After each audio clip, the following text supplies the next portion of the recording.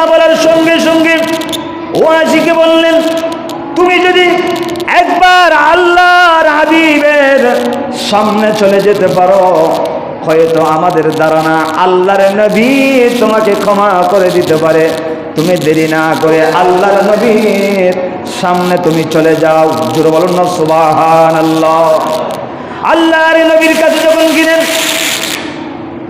রাসূলুল্লাহর কাছে যখন গেলেন, গিয়ে বললেন, সালাম দিলেন, আসসালাতু ওয়াসসালামু আলাইকা ইয়া রাসূলুল্লাহ। আল্লাহর নবীকে যখন সালাম দেওয়ার পরে রাসূলুল্লাহ বললেন, তুমি কে? আনা ওয়াহাশী, আমি তো সেই ওয়াহাশী। তুমি কোন ওয়াহাশী?